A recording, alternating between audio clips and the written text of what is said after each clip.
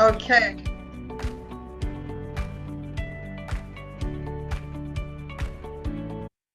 All right. A warm welcome to you all joining us today. Welcome to SAICE. We're excited to bring you another thought-provoking and insightful webinar that will unpack the infrastructure development that we are all working on enabling in our country. Thank you so much for the great participation that we saw as it relates to registrations. We had more than 1,100 people that registered, and we want to extend our welcome to you all on this platform, streaming in on Facebook, on YouTube Live, and we also want to welcome tonight's, this afternoon's panel, and you would have seen a hint of who they are, but I'll tell you a bit more about them shortly. The purpose of this webinar is to engage on the professionalization of the public service and aspects and key aspects that have come out of it. So in essence, we are looking at the need for professionalizing public administration as it relates to the draft national implementation framework.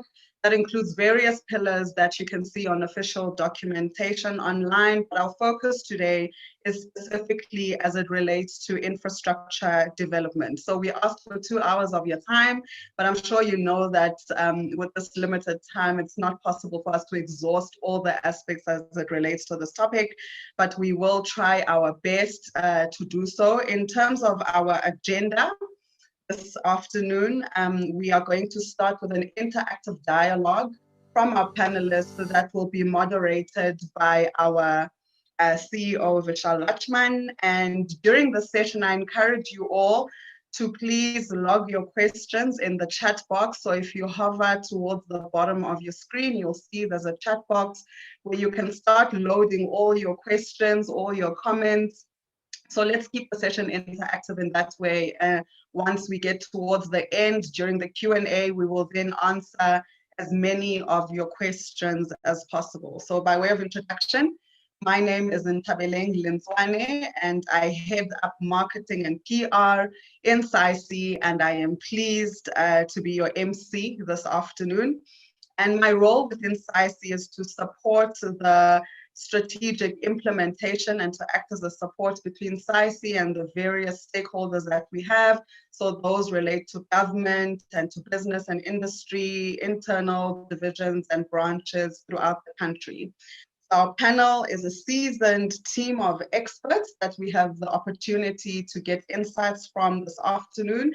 In no particular order, we have firstly Professor Yunus Balam, who holds a who holds BScs, MSc, and PhD degrees in civil engineering from the University of Johannesburg. After 6 years of work in the construction industry, he was awarded the Portland Cement Institute Research Fellowship based at Wits University in 1989 and was then appointed lecturer in 1992. And he currently holds a personal professorship in civil engineering at Wits University. He was the head of the School of Civil and Environmental Engineering from 2001 to 2005, and his research is mainly in cement and concrete material science, and he has held a National Research Foundation rating as a researcher since 1994. He's a senior member of RILEM and has served on a number of international technical committees.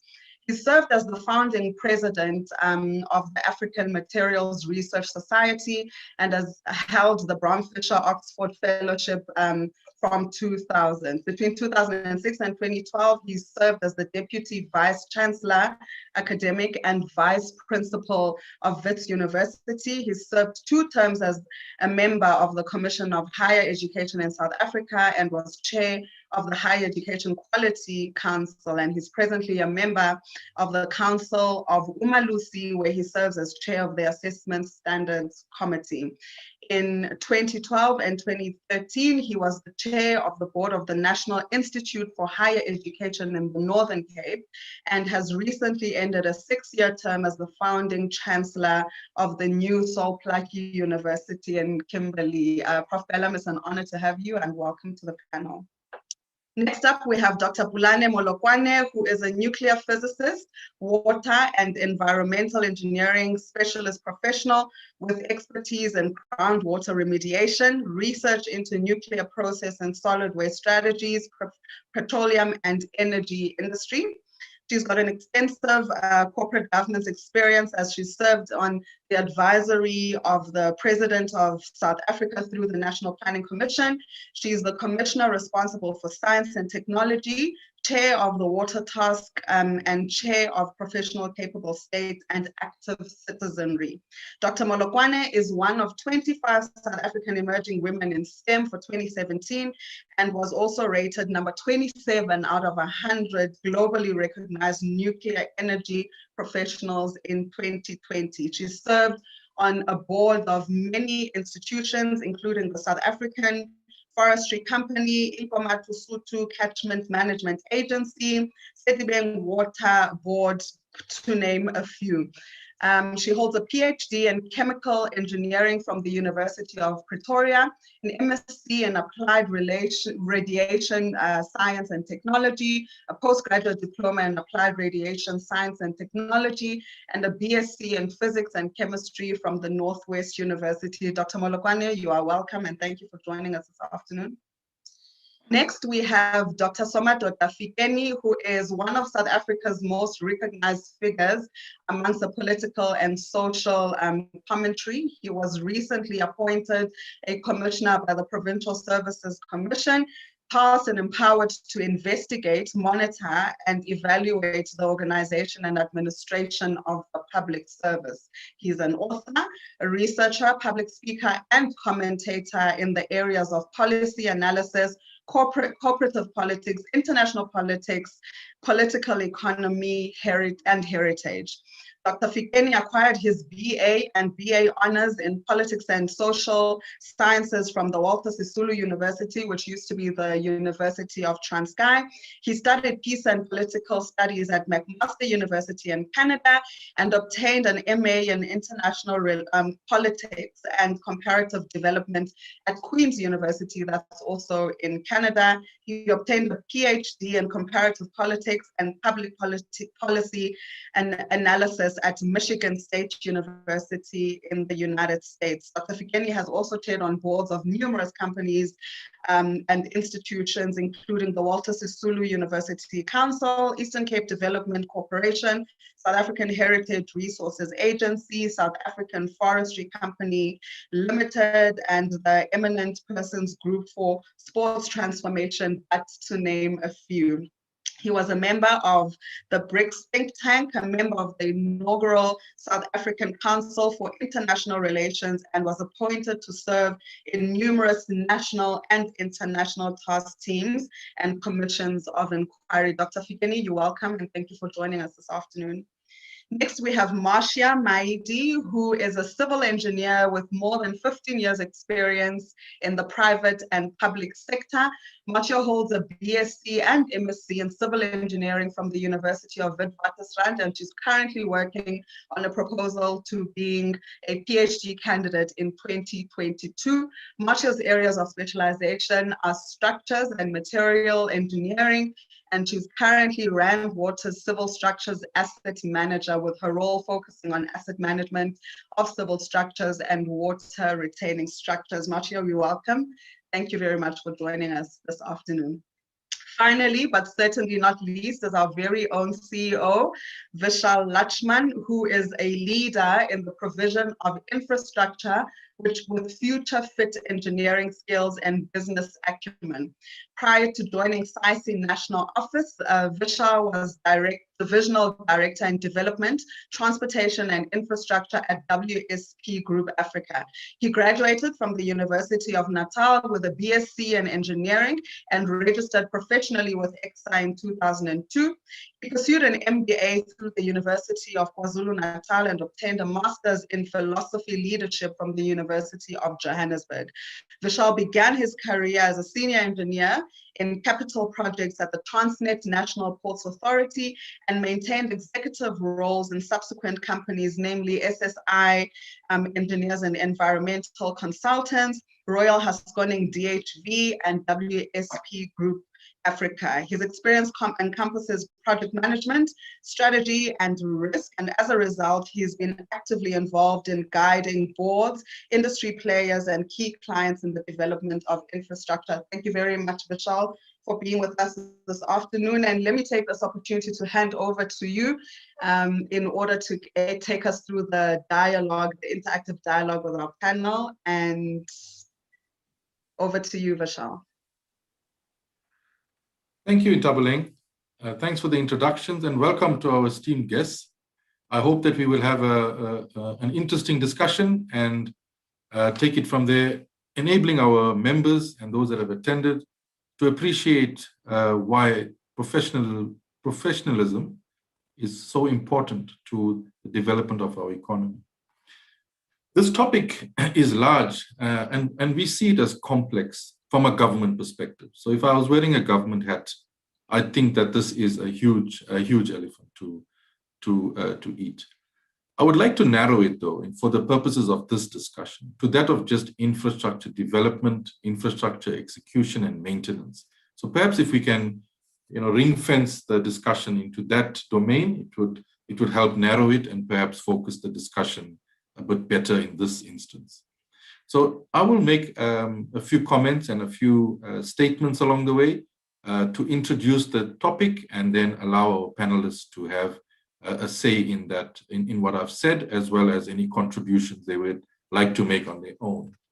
So a professional approach to creating an infrastructure system that works at its best. And that's what we are striving for as the South African Institution of Civil Engineering. To meet the infrastructure backlog on the back of which strategic objectives have to be achieved. It's no longer a waiting game. We have to achieve our strategic objectives, and I'll allude to some of them just now. So starting with the maintenance of existing public assets, whilst knowing of operations intimately, the lack of a professional approach to maintenance contributes to asset malfunction, contributing to then poor service delivery. The next item is, how do we plan infrastructure effectively? How do we integrate development strategies holistically? If there is a lack of robust planning, it can perpetuate the lack of progress towards achieving strategic objectives, which I've mentioned. And some of these objectives, let me allude to a few, although there are many. One is localization, incorporation of appropriate locally developed technologies, employment creation, poverty, inclusivity, social cohesion and social justice, and a material improvement in the quality of life to the most vulnerable. So I would just pick on a few of these strategic objectives in keeping with integrating it with the concept of professionalization. The next one is, how do we make investment decisions? In my opinion, there's an imbalance in the project KPIs in general. There's a huge financial focus at the expense of the environment, perhaps. We have ourselves sitting in perhaps what one could call a crisis mode of living on a daily basis. And that sometimes gives rise to crisis solutions. It may discourage R&D if we are in a crisis mode. It also discourages industrialization or the achievement of SDG number 9, because gearing towards such may take too long. And if you are in a crisis mode, time is a problem. The last point is implementation, and how do we do that effectively? And when we talk implementation, what comes to mind is procurement of service providers that do quality work. And I ask the question, have we complicated procurement to such an extent that it actually risks businesses' working capital in those that bid for work, for example, and perhaps work that comes to market and never gets awarded, for example. So those are material sort of issues that sit within the industry of civil engineering, I think. And I think it's a good starting point to start appreciating why it's so important to be professional in what we do. SAICE supports the notion that a professional, public, and I want to emphasize private sector as well, to underpin effective contributions to our intended economic reconstruction and recovery plan. And I think what's important is my emphasis on the private sector, because in order for us to build this economy, for the way we would like to see it, we need to do it together, and we need to both be professional about it. So I think our economic and reconstruction and recovery plan will come into full implementation once we have overcome the pandemic by way of immunity that we seek. And I think that would happen in the next 12 to 18 months, which should release us from all lockdown restrictions and be then completely focused on our economic development. So that is my sort of introductory comments on the way the institution would like perhaps to see some discussions going. And I'd like now to open the discussion to our panelists. I'd appreciate if we could keep it to 3 to 4 minutes at maximum per panelist. And please allow me to call the name of who I would like to start with. So if Prof. Bellum is able to give some introductory comments on what I've said, in addition to what he might like to also contribute as an introduction. Prof. Bellum. Thank you, Vishal. And I didn't expect you to pick on me first, but thank you for being here, for allowing me to be here. I think the issue we're talking about is, as you say, central to the future development of this country.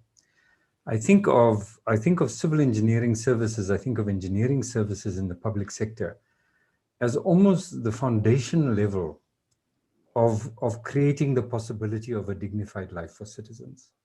It's sine qua non, but of course it's not sufficient. There are other things that have to go with it.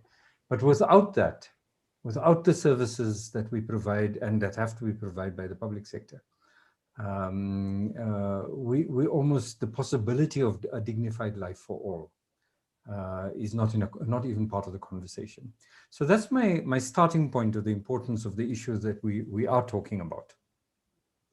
I do want to talk about this issue of professionalizing. There is a part of professionalizing sectors, professions, disciplines that has a regulatory flavor about it. That's what legislative bodies do. Professional bodies like Engineering Council, the Medical Council, etc.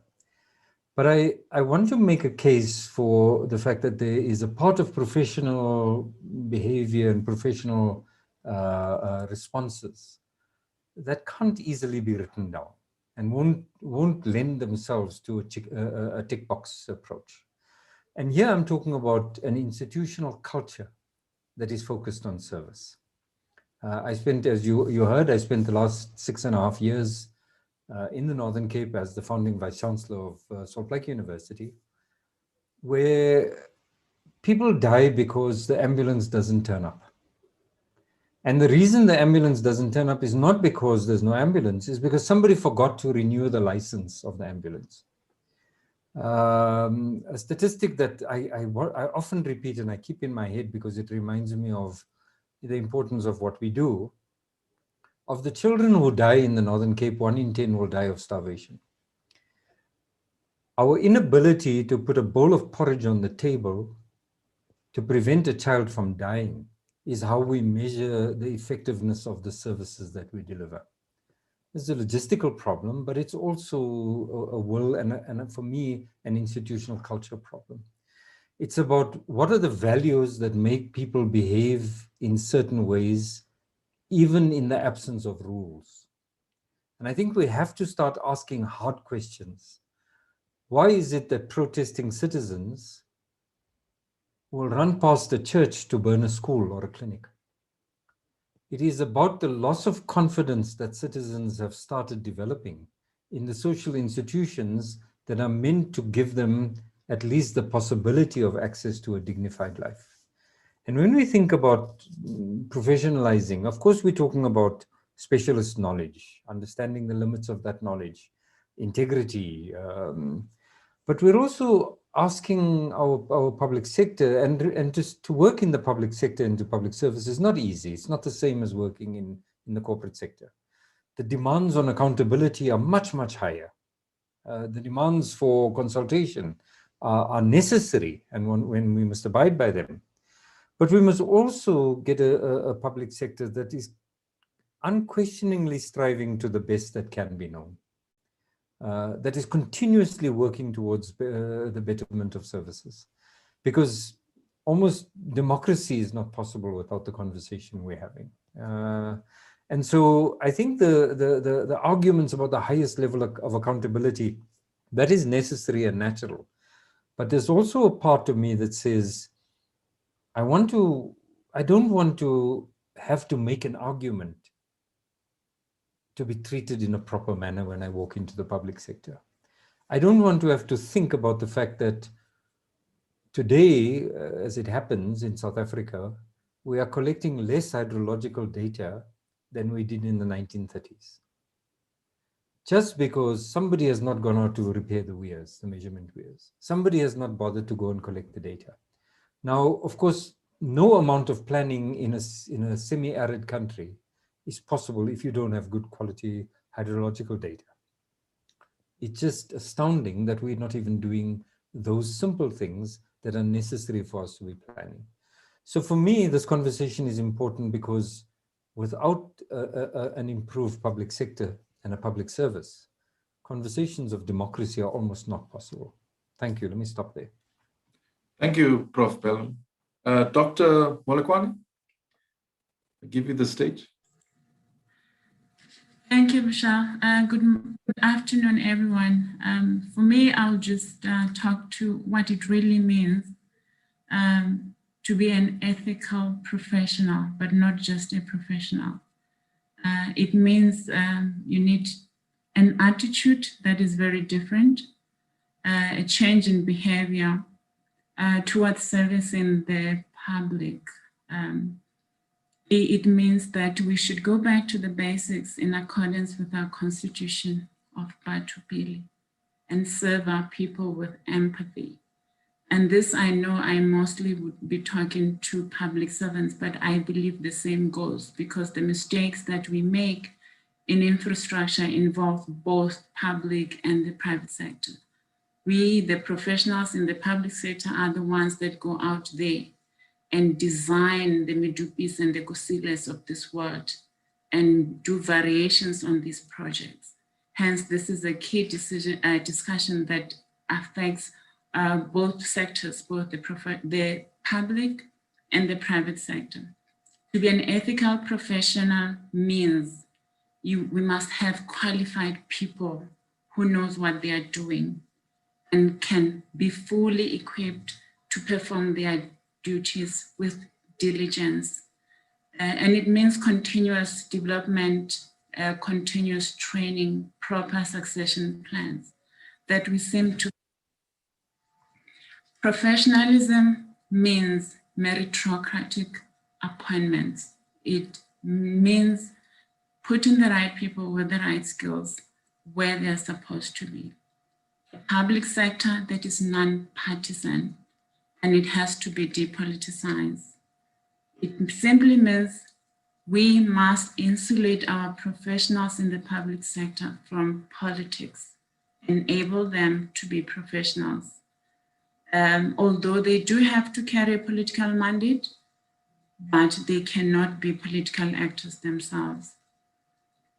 And why do we need a professional ethical state? It's because we are in the business of eradicating poverty and doing away with inequality and growing an inclusive economy, not just growing economy, but an inclusive one. And we can only do that when we have the right people in the right place. And therefore our people can be served with dignity, empathy, and their lives will improve. Thanks. Thank you, Dr. Molekwane. Ms. Maidi, I give you the stage.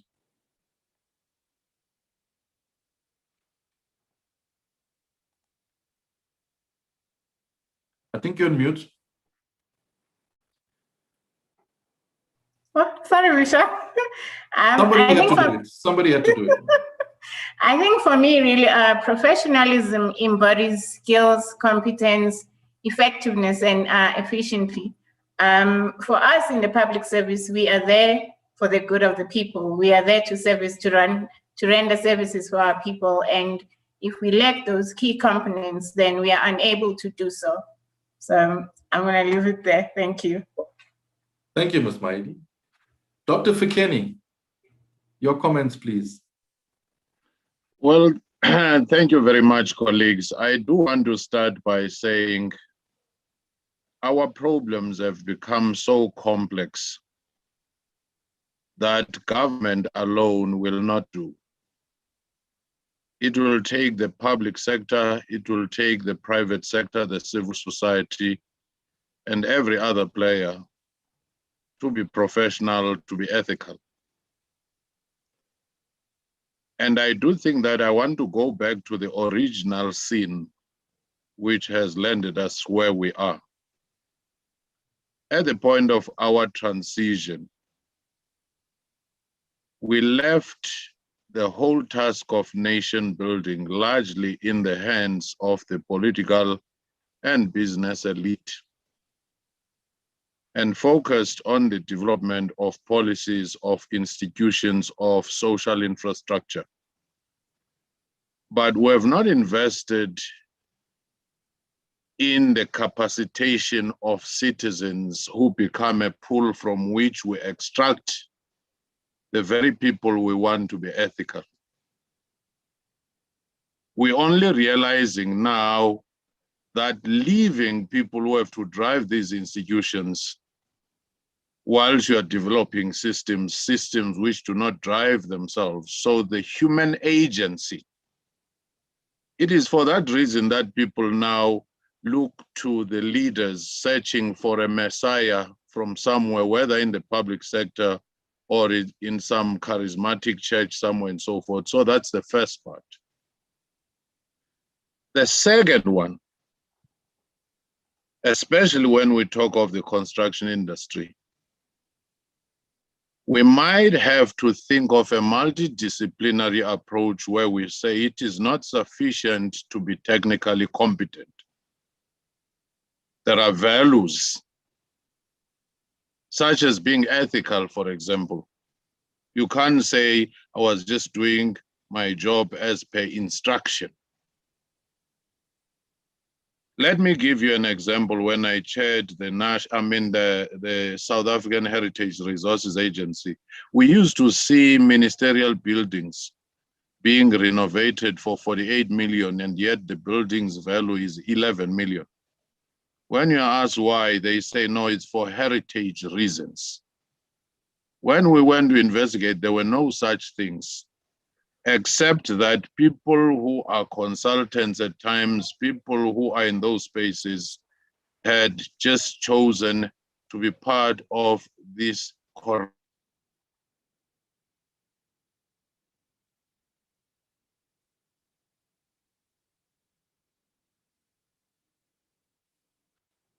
Oh dear, we've lost Dr. Fikeni. Yes, I think we lost him. Ntabaleng, will you try to get him back? And let Dr. us... Fikeni, you are on mute. Oh, okay.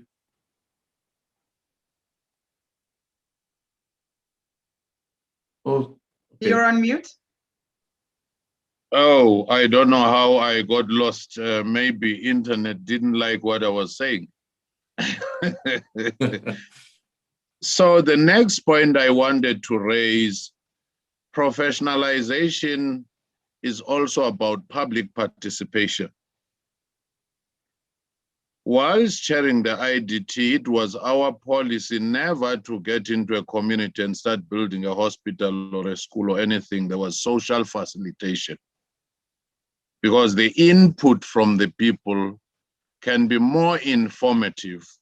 And as a result, most of the institutions we built then, none of them by the time I left had been burnt down, because there was a sense of ownership. People could identify with it. So that in itself, I think, to me, is also one of the issues we should be looking at. Of course, heritage, environment, ecological friendliness of anything that we're doing professionally, but also being aware of its environmental impact ultimately.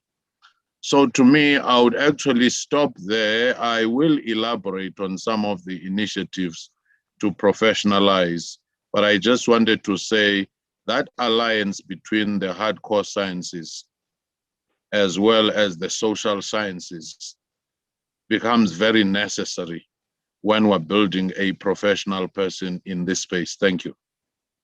Thank you, Dr. Fikeni. Much appreciated.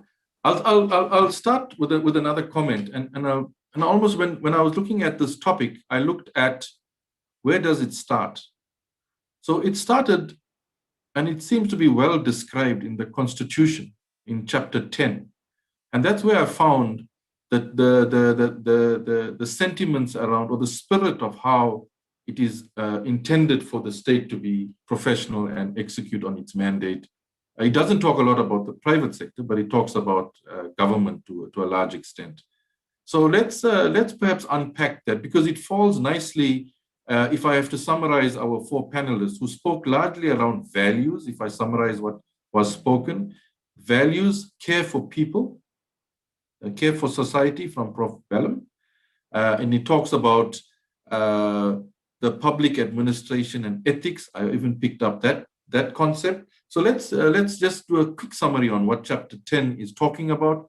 And it talks about values, it talks about principles, governing the public administration, professional ethics, for the public service to be development orientated, and to make the best and most effective use of resources. Public involvement should be considered in decision-making, which is exactly what you said just now. There has to be accountability, transparency, and obviously career development in the process, which, if we put it all together, we will be able to succeed in addressing the imbalances of the past. So if I unpack that a little bit more, the reality is, if I look at that as being the vision and where we would like to be, but the reality remains is that we are one of the most unequal countries on this earth. We're sitting with a Gini coefficient of 0.62, which makes us second to Lesotho in the entire world. And that suggests that as people in this country, and I'm looking at why we are having this problem, and that's why I make this statement. Is it perhaps that the individuals or society at large is wired towards believing that we should remain a non-egalitarian society? NDP implementation is key towards progressing inequality and making us a more equal society, or what I would call an egalitarian society. So the National Development Plan, as it applies to a capable and developmental public service, so the narrative there is that the government, if I use a broad brushed approach to say government, at this time doesn't appear to be motivated by care for society. It might be controversial what I'm saying, so I'm happy to be wrong in that sense. In implementing already agreed mandates of public service entities. So I'd like to just ask you, based on where we'd like to be, based on where we are right now, and the plan that we have on our table, ready for implementation to bridge that gap between where we are and where we'd like to be. What are your comments on what I've just said? And I'd just like to start with perhaps Dr. Molekwane, based on her role as a commissioner in the past. Dr. Molekwane? Thanks, Vishal. I will start by saying Chapter 13 of the NDP is really anchored around a state that is developmental, a state that is capable, a state that is ethical, a state that is professional, and it encourages citizens to be very active. And what the Chapter 13 identifies is for the public service to be professional, and so that we can form and develop a transformative and developmental state. And unfortunately, we have not done well in that aspect. Just to name a few of the recommendations from the NDP, and largely, if not all, actually have not been implemented, is to stabilize the political interface, remove the appointment of senior managers from the bureaucracy of politics and politicians, and make public sector encouraging for professionals to want to work for the state and to serve our people with empathy. to develop a professional and an ethical state, and then to strengthen local government, because we all know that's where we fall short as a state, and to make sure that these SOEs fulfill their developmental mandate. I mean, I've just named a few, and we all know those we have not fared well. And we did a review, an NDP review, the whole NDP review, and the findings on chapter 13, which talks mostly to what we are discussing today, is that implementation remained a problem. And in all the studies that we have done, the problem is implementation. We do have majority of the policies, the prescripts in place, but we have not implemented them. And then we have also not managed to find that the interlinkages and the synchronization between the three spheres of government, municipalities, provincial and national province, are at times governed by different prescripts. I'll give a simple example. Municipality can withdraw and take what is due to them from National Treasury if it's meant for bulk services for the indigents and not use it for bulk services. And National Treasury will tell you that the Division of Revenue Act says that's where money should go. Therefore, they cannot take that money and give it to a water board which provides water to the indigents that the municipality is collecting money from and not passing it through. And hence we also run into the backlogs of no service of our maintenance of our infrastructure. There is fragmented operations, there's no coordination, and our policies sometimes talk in parallels. We need to find a way to have those policies talk towards the same goal. Of course, to a certain extent, meddling with the DORA means you need to go back to the Constitution and change the Constitution. But if it's for the better, maybe that's a conversation that we need to have, because more than 60% of our municipalities are dysfunctional. And therefore it means we are not owning up to the commitment that we made to our citizens as a country. There has been so many plans that have been put together, and none of those have worked. But what we have lately put together as a model to try is the district model, to see if that actually can be a model that works. But largely, what I can say is that we did not fall short on policies. I believe that maybe our energies were not focused to achieve the same goal, but also we need a system that is delinked from political tenure. The open door, rotating door that we have whenever there is a reshuffle has actually incapacitated the state. It means at every point in time when there's a reshuffle, the other executive head will come with whoever he wants to bring. And at times we are not even qualified to actually head that ministry or even be head of the department in that department. And that's the part that we need to fix. And the only way we can fix that is to insulate appointment of technocrats from politicians and political influence. Thanks, Bishop. Thank you, Dr. Molekwane. I'd like to put Ms. Maidi on the spot and ask her what is her opinion on the implementation of the National Development Plan in terms of what the strategic objectives are and what her thoughts are on achieving those strategic objectives. Ms. Maidi? You did really put me on the spot. Yes.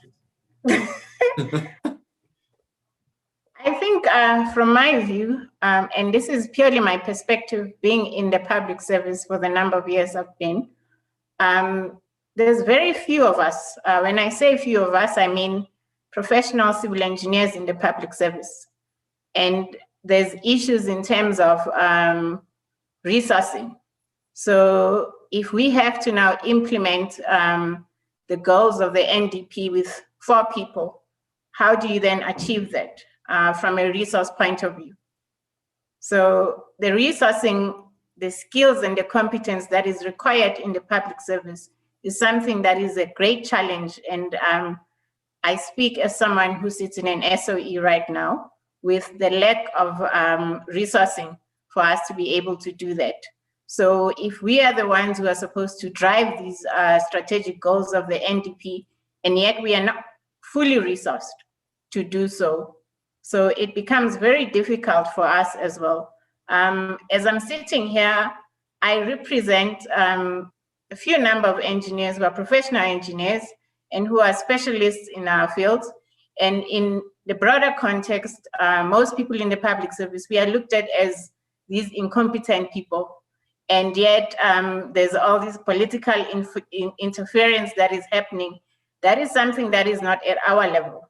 It's something way above. But at the level that we sit in, which is the level of operations where we need to implement all these things, our current challenge is resourcing. That is the main problem that we have. I can talk about the issues of why we are not maintaining, why we are not doing 1, 2, 3, 4, but the current challenge we have right now is resourcing. I am unable to even train younger engineers because I don't even have the staff that is required to actually do the work.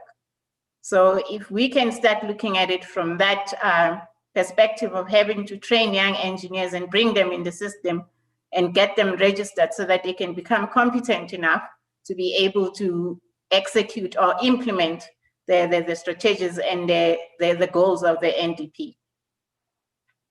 Thank you. Well, thank you. At least that was a great response. Thank you. And I think what you said with regard to perhaps resourcing as a constraint to the National Development Plan objectives being achieved kind of lines up nicely with what Dr. Molekwane was talking with regard to the politicization of our public service and how much it has dominated in the last few years. So, Prof. Bellum, I'd like Dr. Fikeni to give a view on that National Development Plan as an opportunity to, on the back of implementing that, talk about how we would go about in the process of doing that plan, professionalizing the public service. Dr. Fikeni, any comments on the NDP specifically? Well, to me, I do think that the document was well crafted and it has all what it takes. I'm not saying this because Pulana is here. It's just my view. But the only problem we do have as a country a history where we mistake talking or even writing about problems with implementation. And that comes with a number of structural factors and other factors. Of course, we've already mentioned the issue of the patronage networks, which pretty much tie down anything from happening. We've already talked about the political administrative interface, which sometimes tend to overlap too much than it is the international norm. But beyond that, I do think that there are other issues that we should be looking at the implementation challenges.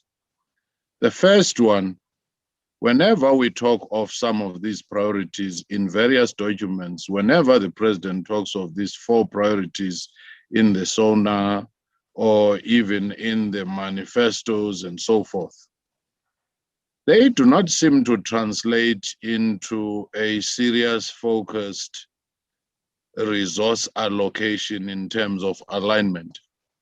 If you said there are these 4 priorities, even your budget would start reflecting those. But what do we see?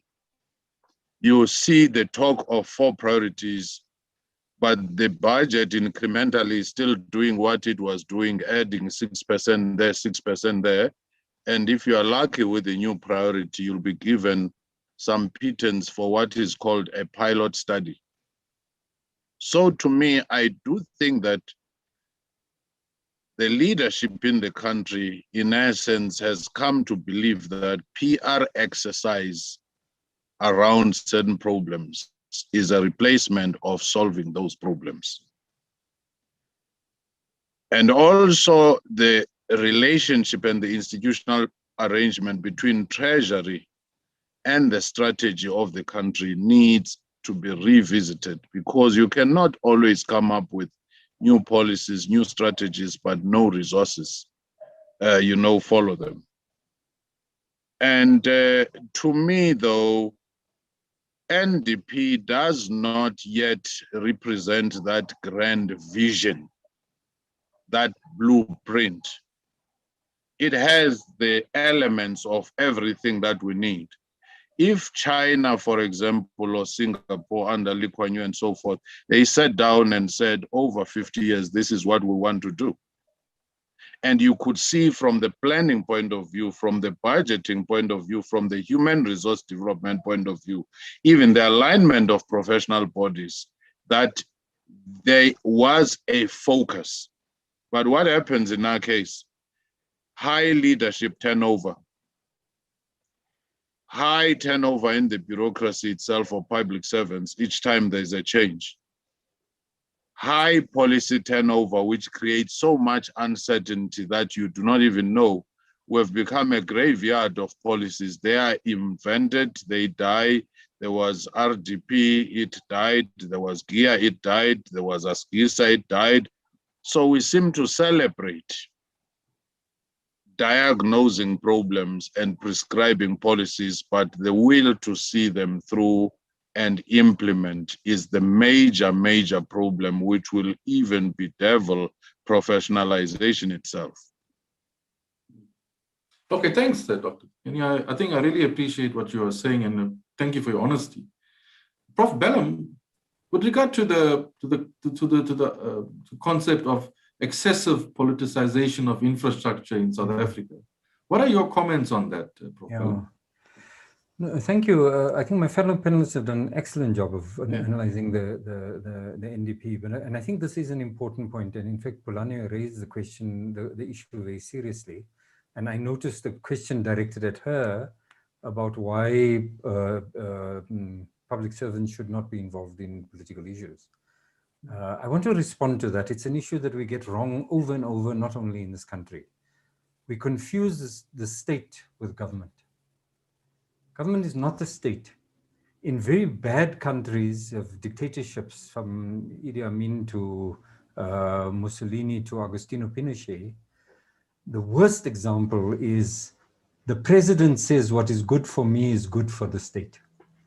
In other words, the state becomes personalized in one person. We've not got that quite right yet. We aren't able, for example, to separate the political from the bureaucratic.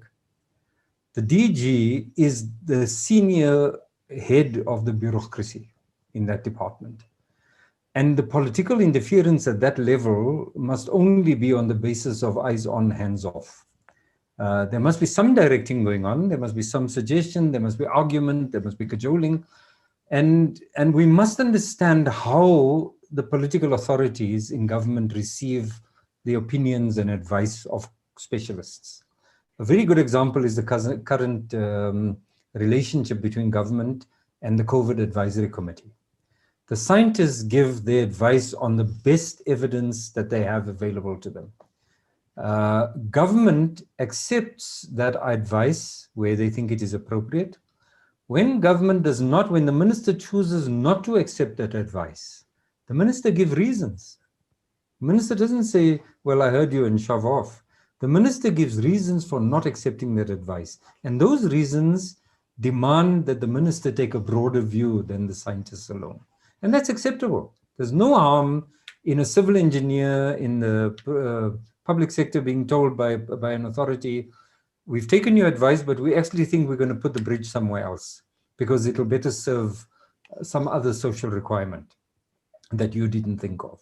There's no harm in that. We must accept that. But we must always understand that we have separate but complementary roles. And that demands respectful relationships. So on the question of should a person in the bureaucracy or a public servant be involved in politics? In their citizens' life, yes, they must, but not in their jobs. When I was the Vice Chancellor, I'm the Vice Chancellor of all the students at the institution. I hold particular opinions on, for example, let's say the Palestine-Israel issue. I hold personal opinions. But in my role as Vice Chancellor, I am the Vice Chancellor of the Israeli supporters and the Palestinian supporters. And I have to remember that. And that my office is more important than my personal opinions. If, as a Vice Chancellor, Cyril Ramaphosa, the President of South Africa, invites me to a meeting, I drop everything I'm doing and I go to that meeting.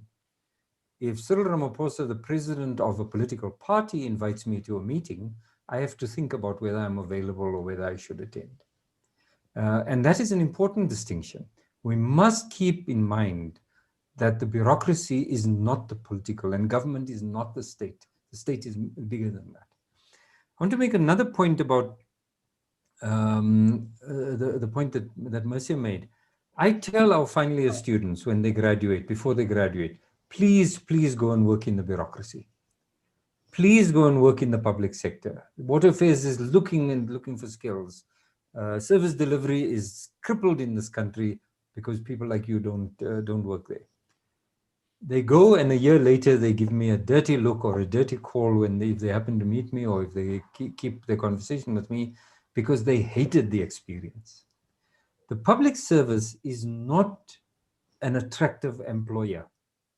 We need, and this is the point I was making about institutional culture, we need to find a way in which we can make the public service an employer of choice. Bladen Zemande makes this point about legal training. You can't get your articles by working in the public sector if you're a law graduate. I don't understand that, and the law profession has yet to explain that. But he's right. Why is it that if you work in the public sector, it is not recognized as competent experience?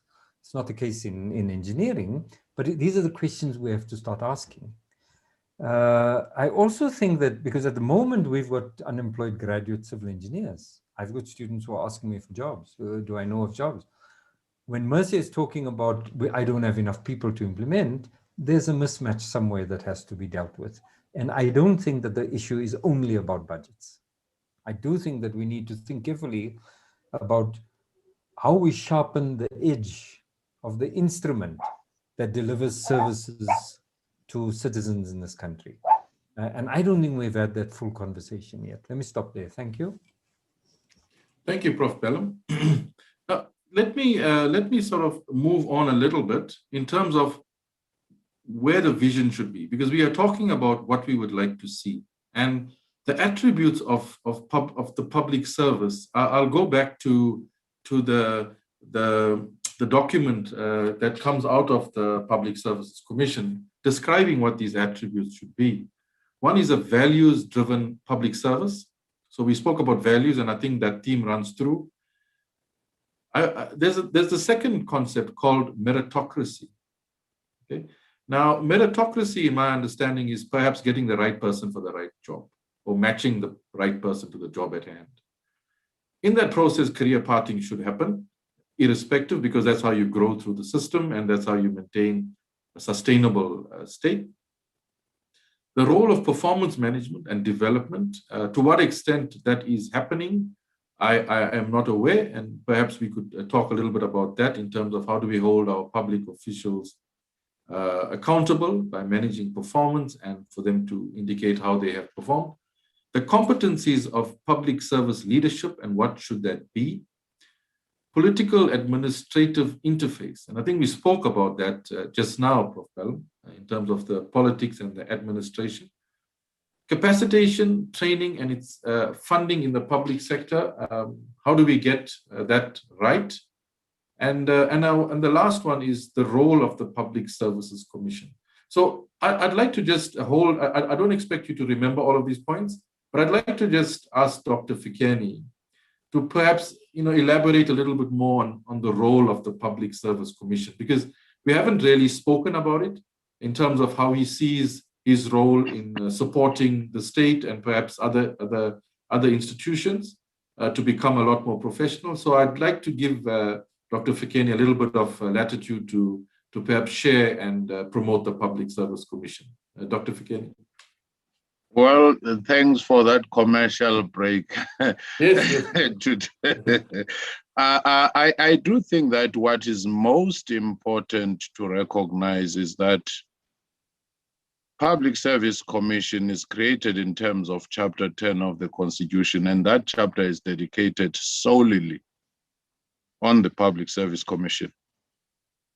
And yet much focus tend to be on Chapter 9 institutions.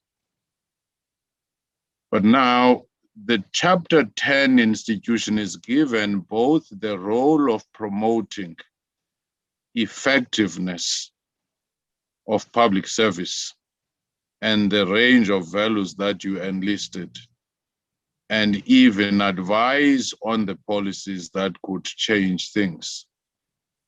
But at the same time, it can investigate, it can monitor service delivery.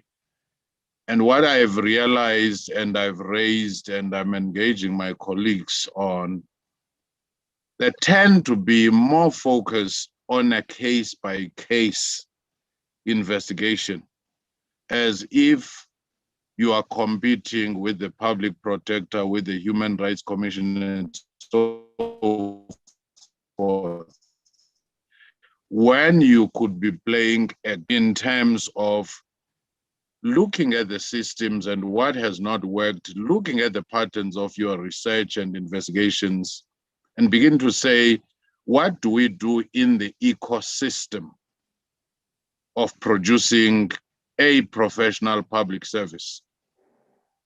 And one of the things I am hoping to do, which has now been accepted broadly, is to say, let's look at the whole value chain, the whole ecosystem, and meet with the training institutions, for example, universities, schools of governance, and so forth, and say, when we talk of professionalization, what role would you play? And go into professional bodies, whether engineering, whether SAICE or health professional, council, and say, in the professionalization space, what role would you play? And then you go into different institutions within government, which we have MOUs with, and begin to say, in professionalizing, in rearranging the public sector, what must we do? And give content to this political administrative interface in a more intuitive, creative manner.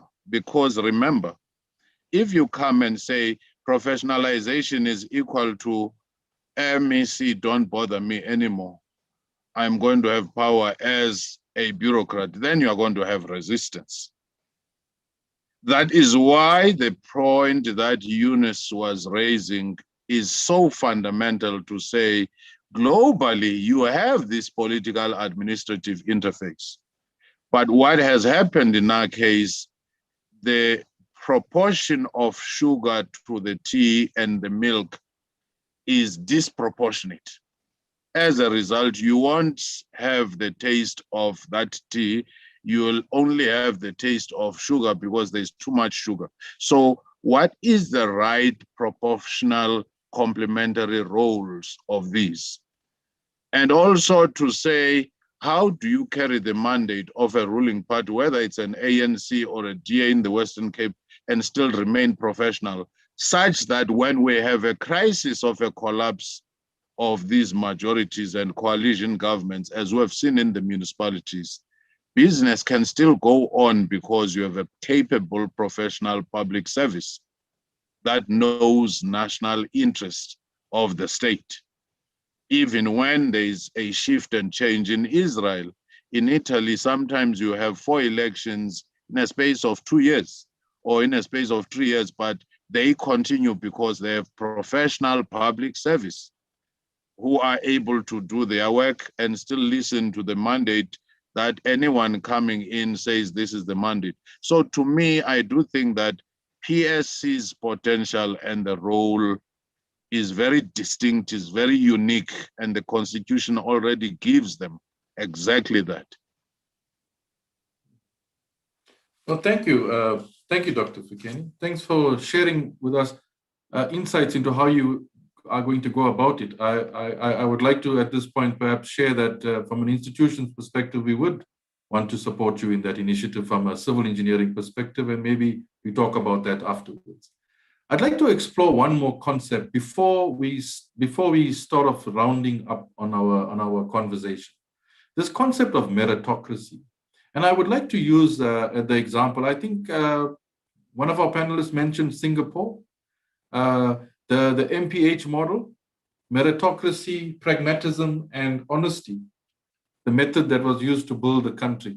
So in keeping with that development agenda that was adopted in Singapore, I'd just like to explore meritocracy within the South African context and get your viewpoints on that in terms of how do we actually start to appreciate the value of meritocracy and how will we actually incorporate that into the professionalization initiatives that Dr. Fikeni is talking about.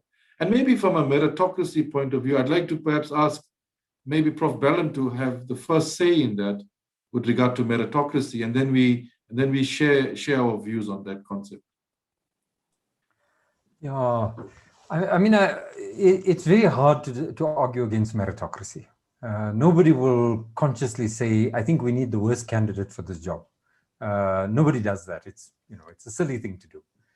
The question for me is the influencing factors. I mean, I'm astounded at how many, for example, municipal managers are on suspension with no charges, getting a full salary for up to 2 years, because some political authority thought they were the wrong person in the job. And very often the people I'm talking about are the people who were exactly the people that kept those municipalities going. And sometimes, I mean, I've even heard people saying, you shouldn't come across as too competent because then people will get rid of you. And so almost we're getting into a world where competence, where the specialists, those with specialist knowledge have become the enemies of the state, are characterized as the enemy of the state. I like that wonderful movie, Batman and the Joker, the most recent one. It's a wonderful movie, well made, brilliantly acted. But the Joker is an erudite intellectual. He understands politics, economics, philosophy, sociology, electronics, etc. But he's the bad guy in the movie. Batman's response is only singular, violence. He's the good guy.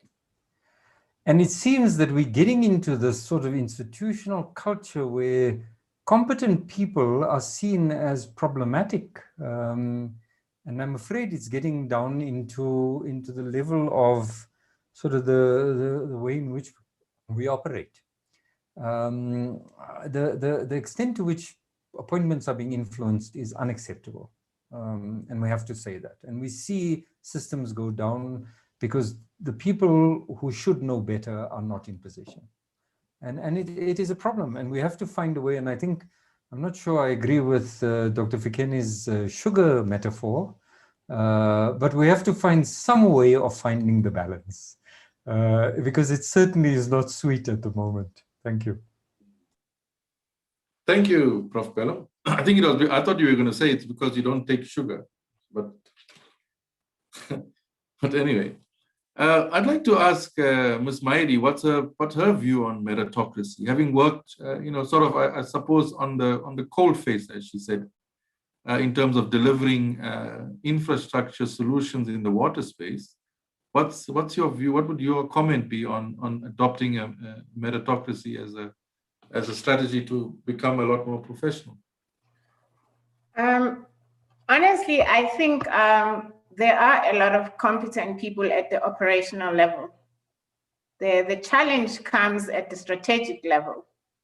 And obviously, at operational level, we can only do so much if the strategic level is not forced to follow those levels of competence that are required at the lower level of operations. So if you do not influence that top tier of executive management, then you will see what we are seeing currently in South Africa. No, thank you.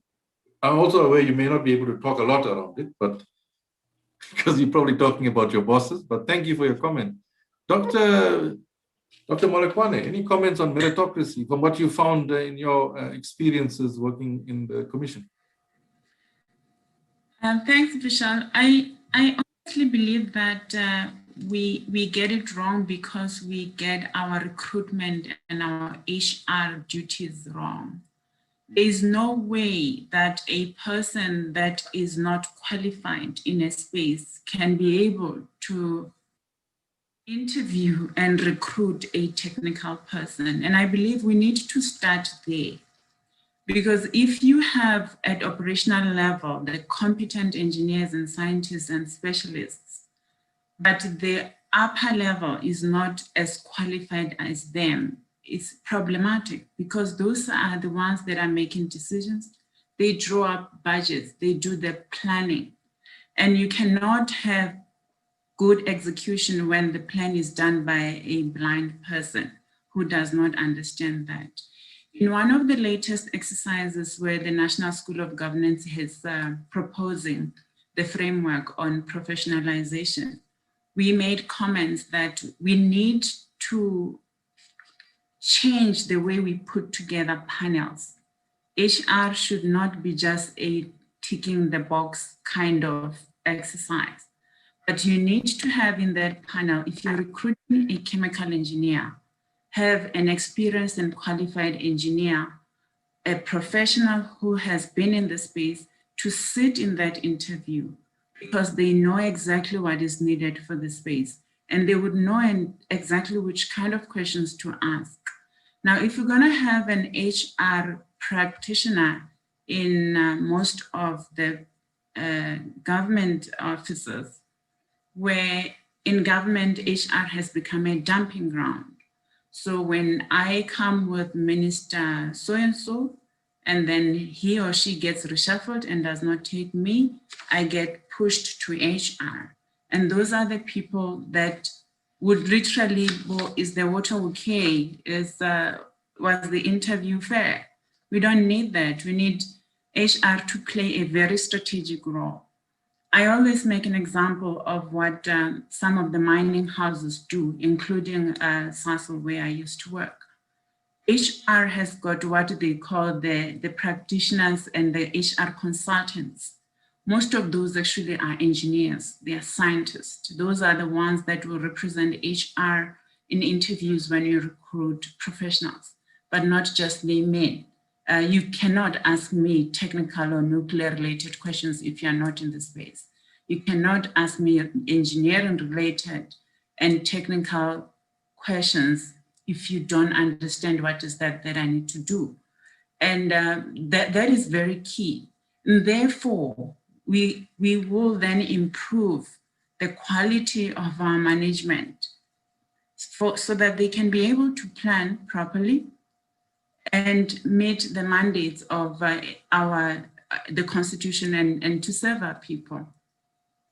What is also lacking is because meritocracy has been a bit compromised, we do not have a revolving door policy between the private sector and the public sector. It's just one-way movement. We have also not created an environment that is conducive for professionals. We do not want to be told. We do not want to do because you say so. I will tell you, I do not think you have it right because of this and that. On top of that, I've got my professional integrity to protect because either EXA or Science Council or wherever the council that I belong to will take actions against me, and that's my reputation at stake. Until we have created a conducive environment that enables professionals to be professionals and not fear to challenge technically the instructions they are being given, we will not achieve that.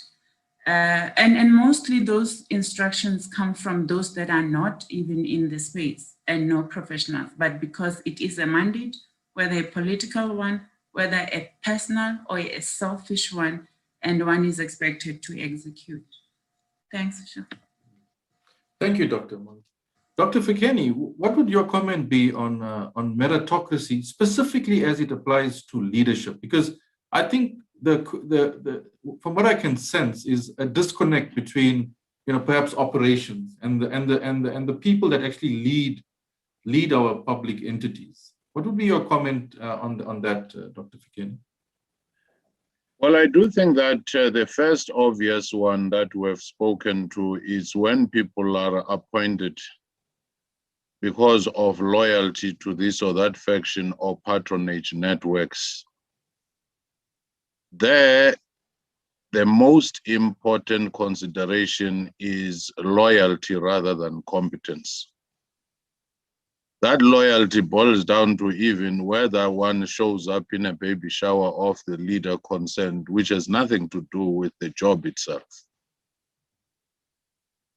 But most important, though, is a structural problem, but this I have raised with the universities at some point, where you find that a specialist at an operational level with a unique skill has no social mobility to grow. The only way is to abandon whatever they were doing, excelling in, to become a generalist in a sense of being a manager. But now let me come to the leadership itself.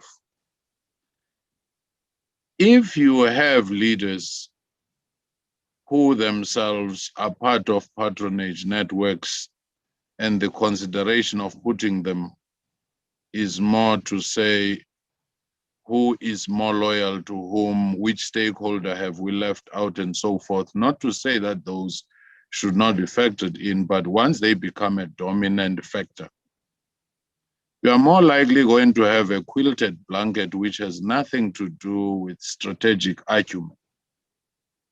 In other countries, you will find that I was reading about the cabinet in Canada and salivating, because in each sector you could see the link between the leader appointed and their great accomplishments and recognition in that particular sector. Not to say that you do that in every other department, but there are certain departments which are key to your economic development that you can't play with. And therefore you need, even at a strategic level, as Marcia was saying, people who have that acumen and competence to appreciate talent without being fearful of talent. But sometimes we have to deal with what we have and try to train them, as the National School of Government is trying and others. And I've been asking myself for the last few years, what is the science of training people to unlearn things they have learned, which now inform the dominant institutional culture that they have? Especially when Samuel Johnson says, chains of habit are too weak to be felt until they are too strong to be broken. If people have become so invested in the weaknesses and the chaotic public sector environment that we have, how do we make them unlearn that and begin to appreciate a greater value in the alternative system? That, to me, is one of the key questions, especially when corruption, deployments, and other things have found this fertile ground, and now you are trying to shift things around. So to me, I think leadership competence and confidence and ability to have courage to be vulnerable when people are raising questions, that is key. But yeah, I don't know, because look, even in Parliament oversight, you are hearing that people are struggling with their matric qualifications, but they still have to make determinations and bring in Bulane to say, we want this to happen and not that one to happen. So I do think that we just need to think carefully about even training leaders. Countries such as Vietnam do have an institute. You go 3 months training, even if you are going to be a minister, and after 3 years you are brought back to evaluate how you've performed and also to be retrained. So to me, I do think that all sectors need some serious rethink about competence, but that also must be followed by regular performance assessment, because that's another area where we've failed, where you see weakness and you go capacitate people because there are weaknesses. Thank you. Thank you, Dr. Fikeni. I think we are coming to the end, and I'd like to perhaps end with, how do you think we should go forward? So it's just one comment, and I summarized from all of our discussions so far that that there's an element of disconnectedness and fragmentation in the thinking processes that we would adopt in the way we perform our tasks, public or private sector. So what I want to put on the table is, from a relationship building perspective, at a most national level. So I'm talking really about what I would refer to as social compacting, as a method to use to implement the professionalizing conversation. What are your comments? And that would be the last question and last comment for the panelists, after which I would hand back to Tabaleng to take the Q&A forward. So social compacting, perhaps as a method of, as a methodology, forming meaningful relationships between government, business, labor, civil society, as a method to define the way we would like this world to be like, and what are the necessary constructs required to create that world. What are your comments on that? And I'll then leave it to Ntabaleng to take it from there. So perhaps with Dr. Molokwane to start, and we take it from there. Thanks, Vishal. I honestly believe that we are not looking for anything that we never had in the public sector. Some of us got trained through state-owned entities, and it is not impossible to restore that back. What I think we probably have been missing each other is probably going to be addressed by the framework that that is out on, I think it's now closed for consultation. That framework recommends that we have close working relationships with the private sector. So we can swap and change candidates and have them trained and design programs that work to capacitate the state. I think what Dr. Fikeni is mentioning is to go to institutions and let them know what is needed or the market needs, because there's also a disjoint of training people that we can't, the market doesn't need and does not even, and can't even absorb. When when the state and the private sector work together, I do not see that as a problem. I believe that we need to go back to saying we are in this stage together. We are in this mess and want to fix this country together and start working together. Both institutions of learning, the private sector and the public sector. The one thing that came out in one of my exercises, which is related to research, development, and innovation, is that the private sector churns out a lot of money doing research that is fit for what they need, for their purpose. But it's not integrated. The state also does the same thing. You can imagine if we can have an integrated pod, where R&D is managed centrally, where we can collectively train our professionals and be able to know exactly where you will go to find which skills. rather than having everybody running their own tech shop, but when we're drawing from the same national treasury. Thanks, Bishop. Thanks, that's it from me. Thank you, Dr. Malikwani. Ms. Maidi, your parting thoughts. Yes, I think for me, the one point that I need to drive home is that the public service has been in the past a breeding ground for engineers. And as we all can see, the infrastructure that they've put down is here in South Africa. We can see it, and it's still there. We just need the youth to come join us in the public service so that we can make sure we build on that legacy and we take it forward. Thank you, Ms. Maidi. Prof. Pelham? Thanks, Vishal. Somebody once said that changing an institution is like moving a cemetery. So lots of dead ideas with living champions, and the inmates give you no help. But to move, we must. We don't have choice. We must move. And I wanted to just make a few closing comments about the role of universities. And I'm going to make two important points. Pulana has made the point about research. I'm amazed at how deep the mine is of good quality action research evidence in the public sector that the universities do not suitably rise to actually engaging with and providing the evidence base for policy development. That's what you really need. The information's there, the data's there, we just don't engage with it sufficiently. And Pulana is right, it needs a partnership to get that right. But I'll make 2 points about education. The first is, I think that as higher education, we got it wrong to introduce undergraduate public management as a qualification. To me, you work in the public sector, but you arrive as a competent engineer, as a competent accountant, sociologist, historian, a medical doctor. And then you are educated and trained to work in the public sector.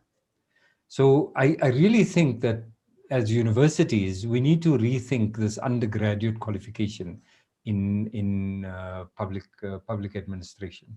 There are lots of bachelor's degrees in public management, etc. And I really do think we need to rethink them. I don't think that they're producing the disciplinary knowledge that people need when they work in that sector.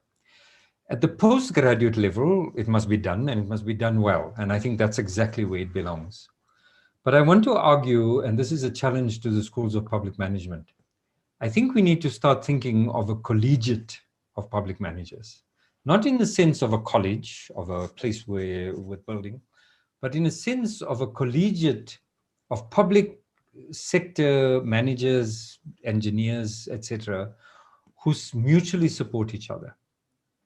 The new emerging young finance manager in one municipality should be able, through this collegiate, be mentored by the really good quality financial manager at another municipality, and should find easy access and should find a way in which they could meet twice a year. And it is through, I think, the universities in their public schools of public management could become the platform for developing such a mutually supportive collegiate across people who work in the public sector. I hope that that's going to be a development that will probably hold promise. Thank you. Thank you, Prof. Pelham. Dr. Fikeni? Just to answer directly to your question, social compact. Well, at the Indulamity South Africa Scenarios 2030, we are seized precisely with that, doing case comparative studies across the world. And we have realized that out of any crisis, once you have a national dialogue for building consensus, out of which you have a social compact, once you bring in and mobilize all stakeholders around that idea, most countries have been able to pull themselves out of a crisis. So a crisis itself becomes an opportunity to address things that you have always avoided to address. If Japan, Germany, after world wars were razed to the ground, and they managed to have those social compacts on how to move forward. If you do have Germany after the unification, they had a social compact. Australia experimented with one and so forth. Then it tells even South Africa itself had a social compact during CODESA, except that it mainly focused on the political. Now we need a socio-economic. And the last point I want to make is dealing with engineers and the technical people also.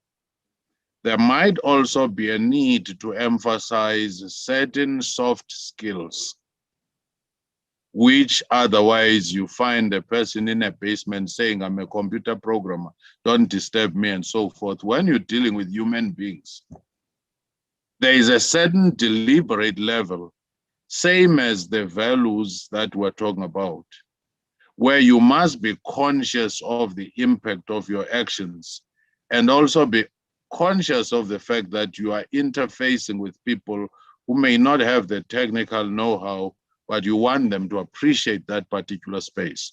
So to me, I think that complementarity becomes very important. It's not compulsory to be a nerd without social skills. I'm not saying that that is the case with everybody, but you do have people who say, I don't talk a lot, I'm an engineer, just tell me what's the problem.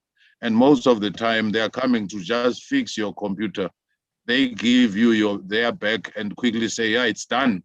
They relish seeing you confused instead of taking you through so that you don't call them again. So those soft skills and the people skills, that's why I was talking about this multidisciplinarity and the complementarity of skills. A divided society like ours, you also need to have diversity IQ.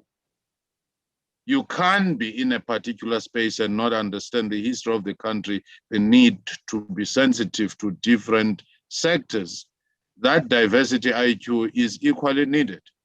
We must always remember that Andrei Sakharov and other scientists died very depressed, I think even Albert Einstein, because they were asked to build an atomic weapon. They built it as scientists. Later, they realized that there was a moral dimension to it. So if in the process of creating this social compact and professionalization, we create a complete human being competent in every aspect and around it, then we will be getting somewhere. Thank you. Thank you, Dr. Fikeni. I think we may have learned a new concept of diversity IQ today. Great to explore that further, but very, very apt conclusion to our panel discussion. And thank you again very much for entertaining my role in this discussion. I'd like to now hand over to Ntabaleng, who will take us through the Q&A. Thank you. Thank you very much, Vishal. Very insightful session indeed. And I know we've learned a lot in this session. Thank you also for the questions that have been coming in throughout the duration of this session. I'm now going to begin with the first question for you, Dr. Fikeni. Let's start with that. Leratan Zangani has asked and said, much of the focus on this topic seems to be on the public service, which is of course the current focus. What measures could or should be put into place to also make sure that the private sector does their part in equally professionalizing as partners of public service in implementation? Dr. Fikeni? Actually, that is why I started by saying the problems of this country are way too complex for government alone to be the focal point. To start with, if you have a rotten society, it is that society that is the pool from which you recruit. So it will produce ultimately a problematic public service as well in terms of values and other things. So it is very important to deal with the entire totality of society. Of course, knowing that government and the public sector should play a leading facilitating role and therefore be playing its part in the service delivery. Take, for example, the issue of Steinhoff, 200 billion gone creative accounting. Take the case of Enron, take the case of state capture. You do have the public sector working with the private sector for some of these things to happen. A Gupta or a Bosasa doesn't stop to be private sector because they are attached and corrupting and being corrupted by government. So the private sector should own its own children as well and say, you were having wayward ways here. So that is why I raised this issue with the former, AG, Terence Nombembe. I raised it with Professor Nkutlu to say, now that even the people who go to these governance schools get an MBA and swear that I'm ready to be a DG or CEO, now that it is clear that ethical crisis is there as well, what do we do? So it is very important to professionalize the public sector as well. It is equally important to professionalize the civil society, because in a multi-stakeholder democratic institution, if you find that an NGO has ethical problems, if you find that a church itself is a crime scene, then it means even those who will be saying we're holding government to account, you think people are speaking on behalf of a community only to find that it's a majority of one person who is simply creative enough to create that particular perception and so forth. So you need a seamless and a conscious, deliberate effort to capacitate all the sectors of society, including the private sector. Whether you talk transformation, you talk social corporate responsibility, you talk so many other things, you need every other aspect of our democratic state to be equally professional. You can't have an island of professionalism somewhere. And equally, it's a misnomer to think that every problem that occurs starts and ends with government and the private sector is insulated from these problems. There are problems there as well. Whether you talk competence or you talk transformation or even diversity, sensitivity, IQ, as I said. So that is why it is very important as we talk government professionalization, other sectors should be saying, how are we shaping up or what role should we be playing? Thank you. Thank you, Dr. Fikeni. And I think that's such an important point that you bring up from a holistic nature, and it actually leads into our next question from Anonymous, and I'll field this to you, Dr. Molokwane, and it says, why is it that the public sector is so hesitant to work with private sector? There have been several initiatives where the private sector has tried to offer assistance to the public sector, but these have not materialized. I'll open to you, Dr. Molokwane, to comment on that.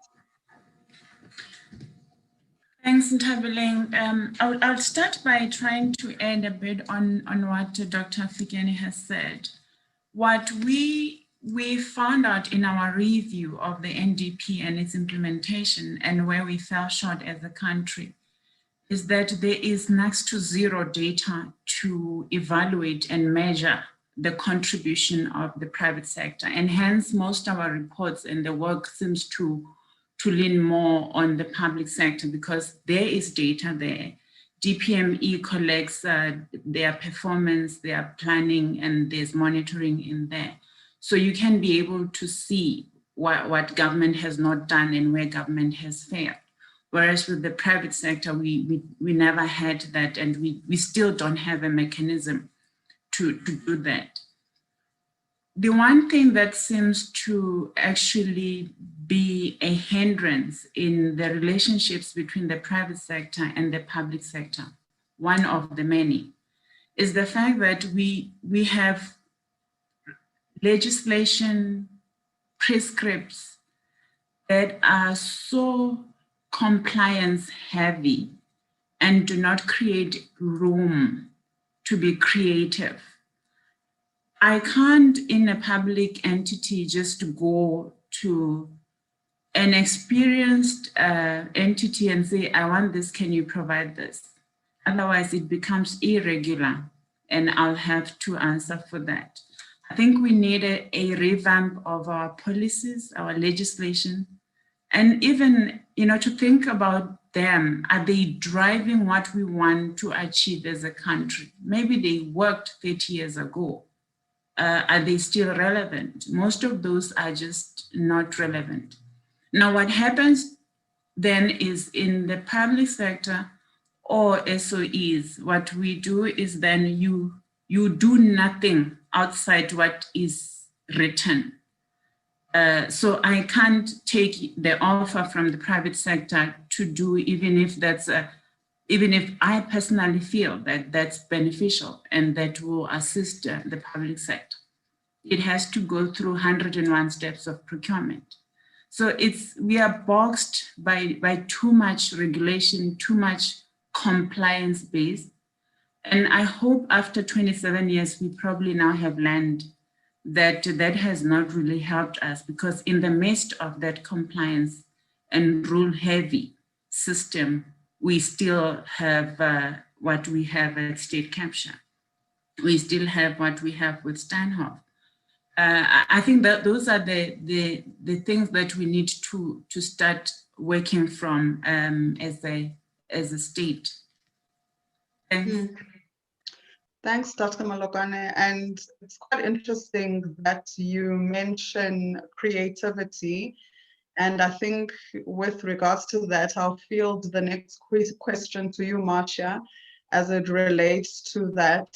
We have a question from Sipiwe Sakela, who says, dear panelists, creativity, innovation, and risk-taking is central to building an agile and efficient public service. These are, however, stifled by rigid policies and bureaucratic structures that govern public service departments.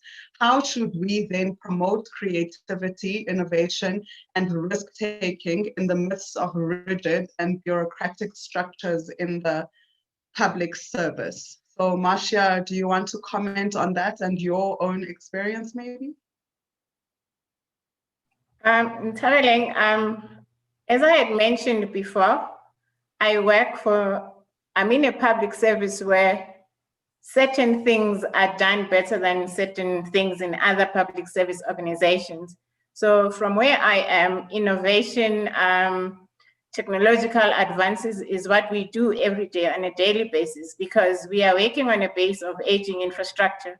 So our task right now is to actually try and see how we can take that aging infrastructure to the next 100 years. So you can't do that if you do not have, if you do not look into innovation, if you do not look into risk mitigating strategies so that you can be able to achieve your goals. So from where I come from, there's no stifling of anything. We are free to do whatever we want to do. We are allowed to travel all over the world to learn from our peers internationally. We use, it's only my view and my perspective from where I sit. So we do not have that level of stifleness as the person has mentioned. So I can't necessarily answer on any other SOE or government department for that matter. Thanks a lot for that, Marcia. And I think because it's working so well for you and your teams, maybe you could give us one or two tips in terms of what you use to foster a creative and innovative environment to help those who don't have that luxury. I think what we have in Tabeling, we are allowed to express our views and opinions on how we can better how we manage our structures. It's a free environment. Anyone is allowed to come with their own ideas. And if you allow that to happen, then you'll be amazed. And if you also allow the few graduates that you have in your system, you'll be very much amazed as to what they can come up with. So it's just open for everything. We just allow the openness as technical people within the organization. Thanks for that, Masha. Yeah, it's very important. And related to young people, Prof. Elam, I remember while you were speaking, you mentioned about the support you were giving your students in entering government post their studies. So in response to this, Salona Moodley says, Prof. Elam, working in government and having worked in water affairs from 8 years in the early part of my career, I've found that government doesn't know what to do with youngsters or how to upskill us or them. The gap is in the middle management and good mentorship. It's been many years and succession planning is still not a critical priority. It is sad, but I would never recommend that youngsters join any public service. Training is poor and brilliant young minds are wasted. Experienced professionals, however, should be brought in by government. What are your comments and views on that, Prof? Yeah, I guess as Marcia is saying, I guess experiences are uneven across the sector. But the one thing that can be generalized is that that middle management layer that traditionally has acted as the mentoring group have disappeared from the public sector. There's sort of the old people who've been there for a long time, and then there's the young emerging engineers and scientists, professionals who are arriving, and there's no mentorship layer, and that's a problem. Can I just overlap with the conversation we were just having about the private sector? Can I say that in my recent interactions with sort of roads development and repair of roads and facilities around the greater Johannesburg area, there are private companies that benefit from the fact that the competence in the public sector is not as strong as it should be. They make money out of the fact that people don't know how to ask the right questions. And it is a deeply, so the public sector is not panacea. We certainly need partnerships, but those partnerships, as I said, must be based on respectful relationships, and it's going to, and that includes the possibility that the private sector could act as a mentoring platform for a lot of the engineers who are in the public sector. Private sector could do that very well, but only if we can be convinced and assured through respectful relationship that it is in everybody's interest for the public service to be developed and to be strengthened. I want to make a point, and my ex-student Marcia tells me not to talk too much. I won't. And I don't care to dispute with anybody who disagrees with me on this, but I will refuse to give 2 rand at a street corner to a child who is asking me for money. For the simple reason that you can't ask me to provide private solutions to public failures. Ask me to pay more tax because you want to establish a school for children so the children are not on the streets, or you want to establish a facility. That I'll do, that I'll pay. Because these are problems that require public solutions. And I do think that in this conversation, it must be a conversation of equals. And I think that the mentoring role can very easily be taken up by the private sector as well. Thank you. Thanks so much, Prof. And I think related to mentoring and upskilling, Vishal, I'll ask you to just comment on this one. It's from Rafilwa Ravele, and they say, technical executives must be qualified and have proven experience. We need this issue to be discussed in Parliament so that it can be implemented and it can be passed and implemented. And bodies such as SAICE and EXA must be seen as active in this role, and not only in boardrooms, but also show this in the public and in media. What is the role of institutions such as SAICE, in the role of, in the sphere of upskilling and mentoring? Vishal? Thank you, Ntabeleng. I think that is exactly what we are doing as an institution. However, many of our members may not be well absorbed into public sector, maybe for various reasons alluded to by perhaps Dr. Fikeni when he spoke about related to a loyalty to a faction, perhaps. So I don't know what the full reasoning is, but from a meritocracy point of view, we are in the game of actually providing future fit engineers to solve just about all the problems that we would have needed to be solved in all aspects of civil engineering as it stands. I think for greater clarity on the question you asked, we actually don't have boardrooms. So it's not boardroom discussions that we have typically. A lot of our engagements are with students, are with scholars, helping to build a pipeline, engaging and keeping our graduates motivated in a very difficult economy. And the boardroom discussions typically are ones around how can we get a project pipeline going? How can we have a robust project pipeline that employs our civil engineers the best that we can make from the institution's point of view, having partnered with academia, obviously, because that's where we do our academic work, and then keeping them relevant and professional and up to date with the technology that we have. So thank you for that. Thanks a lot for that, Vishal. Moving forward, Dr. Molokwane, Lerato asks and says, what are some of the practical and immediate measures that could be suggested towards implementing the vision of professionalizing the public service, such as expressed in the draft National Implementation Framework? Ntabeleng, I believe that once the framework has been accepted, and with the belief that most of us have actually taken part in that framework, the next step is for the NSG together with the PSC to come up with an implementation plan. That plan should have short-term, medium-term, and long-term plans. To date, having gone through the framework, I think it has got all the important aspects that we need to improve our public service and the private sector as a whole. Like we all know, we all contributed to malfeasance, both in the public and the private sector.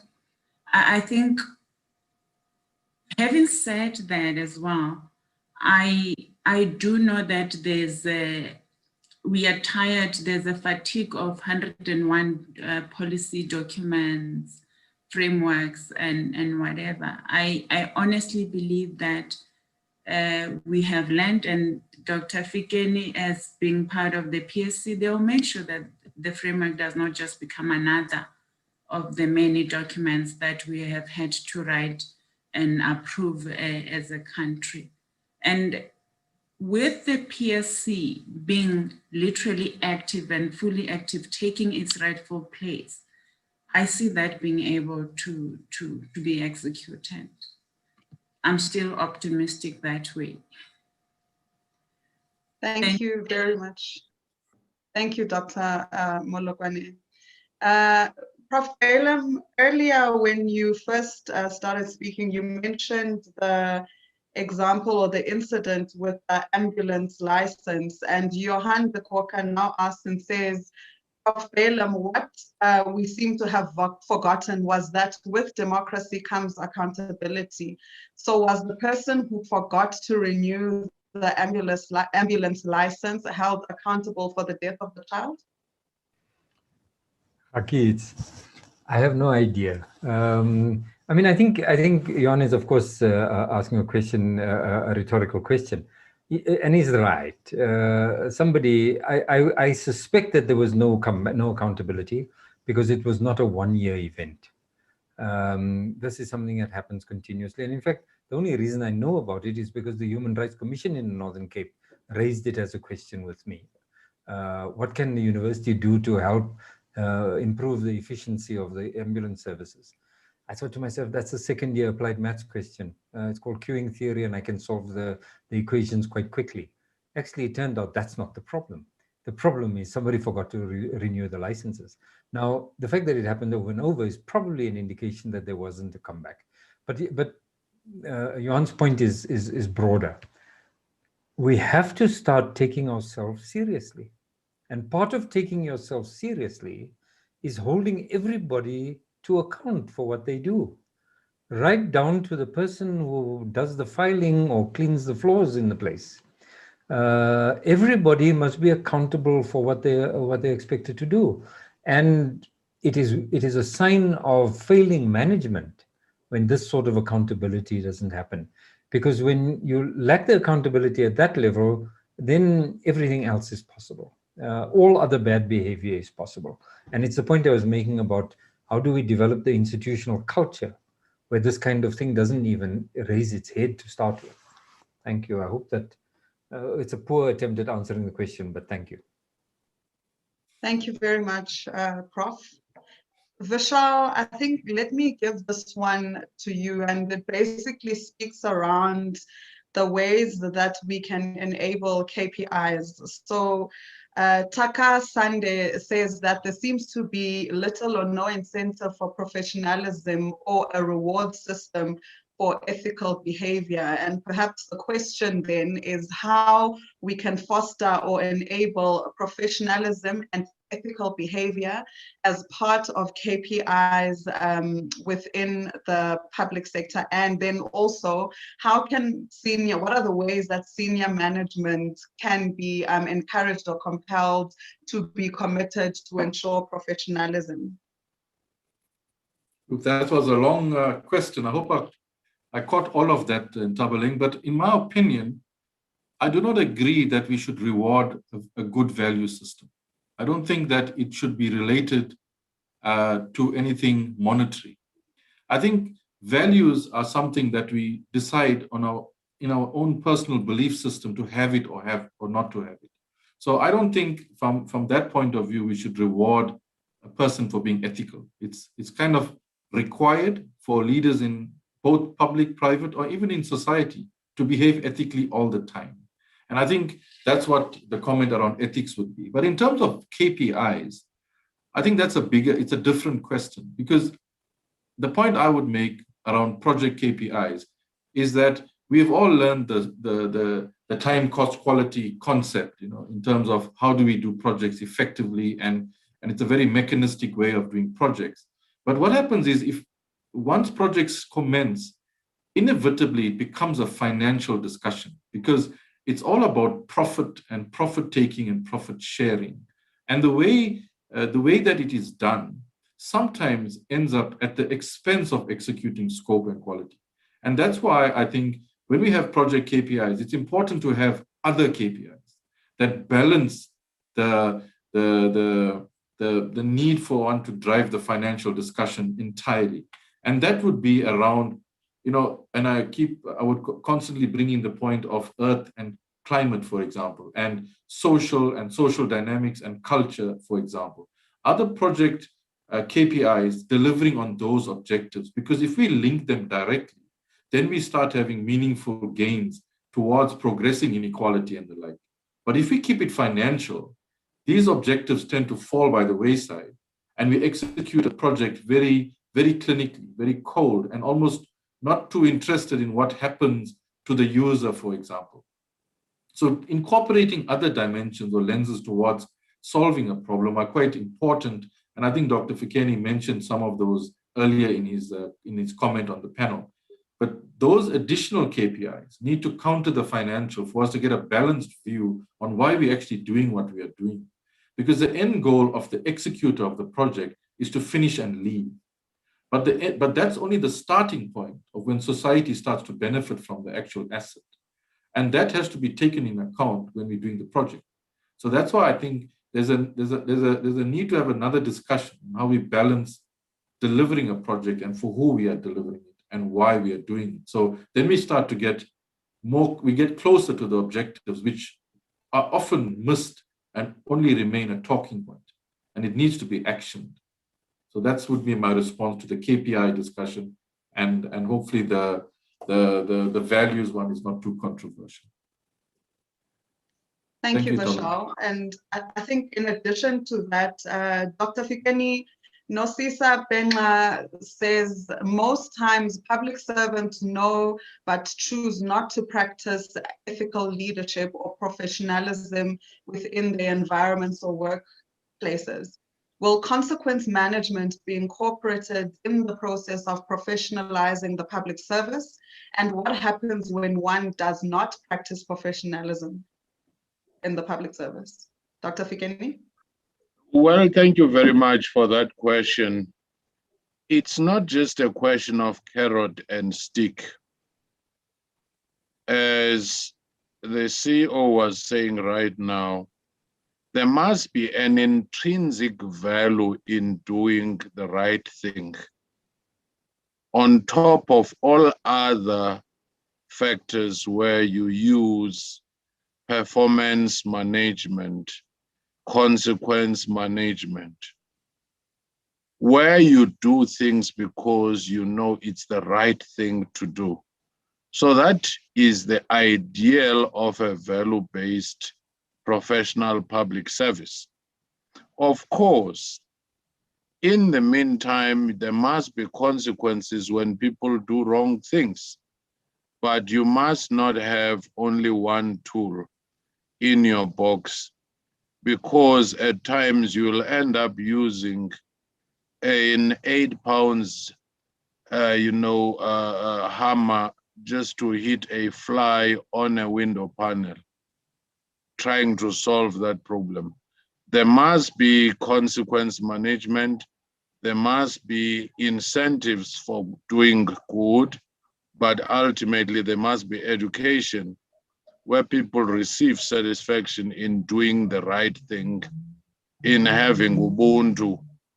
And that in itself, to me, is the ultimate goal that we should actually be aiming for. Mm-hmm. Thanks a lot, Dr. Fikeni. And we've got a few minutes left, but I'm going to try and fit in as many of our questions as possible. Let me ask you this one, Marcia. Rian Perold says, engineers in the public sector feel isolated as they are not included in budget prioritization, usually because they are seen to not be senior enough, and this needs identification. So what are some insights that you can give in terms of inclusion, especially as it relates to decision-making? Caroline, as I had mentioned, I work for an SOE that's so different. So some of these things that are raised here, we do not experience them in where I am. So it's actually very difficult for me to even try and find a response for this, because where we are involved in very intricate decision-making from where we sit. We are the initiators of the project, after all. So we are given that leverage to actually, I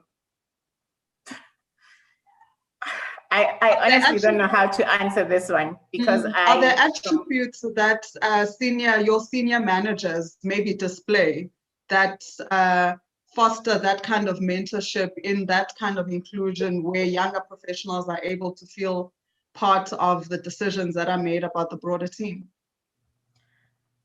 I think every company has processes and policies at the end of the day in Tabeling. So it's got nothing to do with what senior managers are allowing other people to do.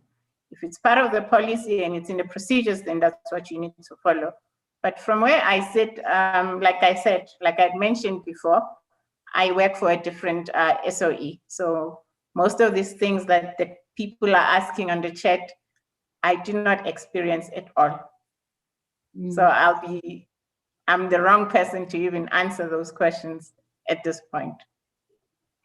Okay, so I think with the 2 minutes that are left, Dr. Puleng, Tepo asks and says, why is it an issue for professionals to be politically active? So if professionals can be active in religion and other social groupings, why would it then be an issue for them to act politically?